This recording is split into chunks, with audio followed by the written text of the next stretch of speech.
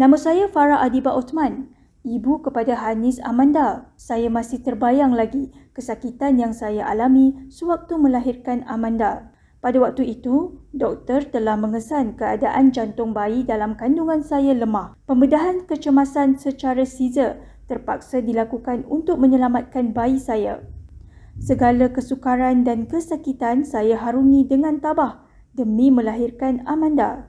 Namun, pada usia Amanda 2 tahun, dia telah meninggal dunia akibat didera oleh bapa tirinya. Saya mahukan keadilan. Keadilan untuk Amanda. Ikuti kupasan selanjutnya. Pada 6 November 2015, jam menunjukkan pukul 8 malam. Hanis Amanda binti Muhammad Zafil yang mesra dipanggil Amanda sedang bermain di ruang tamu rumah bapa tirinya yang terletak di sebuah kondominium di Wangsa Maju. Bapa tirinya, Muhammad Khairul Anwar, ketika itu berada di rumah bersama seorang rakan. Amanda dikatakan tiba-tiba tersedak dan batuk. Selepas itu, dia tidak sedarkan diri. Bapa tirinya segera membawa Amanda ke klinik berhampiran yang terletak di Taman Melawati dan menjelaskan kepada doktor apa yang berlaku. Selepas 2 jam, Muhammad Khairul Anwar kembali ke klinik bersama seorang rakan dan diminta oleh doktor yang bertugas untuk merujuk anaknya ke Hospital Kuala Lumpur. Pada ketika itulah, Khairul Anwar menghubungi isterinya Farah dan memberitahu Amanda sesak nafas dan tidak sedarkan diri. Sejurus sampai di HKL, Amanda disahkan meninggal dunia. Pihak hospital kemudian menghubungi Farah dan memaklumkan mengenai kematian Amanda. Hancur luluh hati Farah apabila menerima berita kematian anak kesayangannya. Masih terbayang lagi saat kesakitan yang dialami semasa melahirkan Amanda melalui pembedahan caesar. Nalurinya sebagai ibu merasakan ada sesuatu yang tidak kena dengan kematian anaknya. Dia kemudian menghubungi bekas suaminya yang merupakan bapa kandung Amanda, iaitu Muhammad Zafil, dan memintanya ke Hospital Kuala Lumpur melihat apa sebenarnya yang terjadi dan dia juga akan ke sana. Doktor yang mengesahkan kematian Amanda menunjukkan kesan-kesan lebam pada tubuh Amanda kepada Muhammad Zafil dan kesan-kesan lebam ini dipercayai akibat didera. Setelah berbincang, Muhammad Zafil membuat laporan polis kerana mensyaki kematian anaknya berpunca dari didera. Keesokan harinya, mayat Amanda dibedah siasat untuk mengetahui punca sebenar kematian. Keputusan bedah siasat mendapati Amanda meninggal dunia disebabkan keretakan pada tempurung kepalanya dan dipercayai akibat dipukul dengan objek tumpul. Terdapat juga kesan-kesan lebam lama di badannya. Pihak polis kemudian menahan Farah, Muhammad Khairul Anwar dan seorang rakannya untuk membantu siasatan. Farah yang ketika itu masih keliru dengan apa yang terjadi bertambah sedih apabila tidak dapat menghadiri pengebumian anaknya.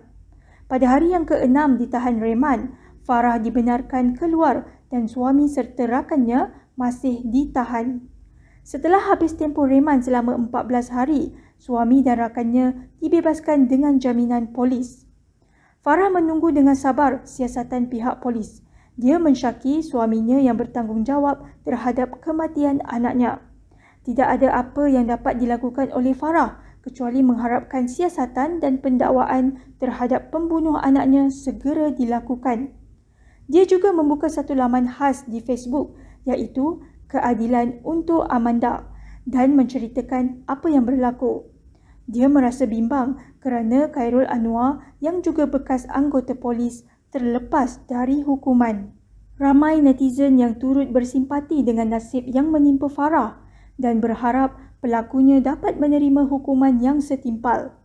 Pada 31 Mac 2021, Muhammad Khairul Anwar Baharudin dihadapkan ke Mahkamah Tinggi Kuala Lumpur atas pertuduhan membunuh Hanis Amanda binti Muhammad Zafil yang pada ketika itu berusia 2 tahun di sebuah kondominium yang terletak di Seksyen 5 Wangsa Maju antara jam 7 pagi dan 7.30 malam pada 6 November 2015.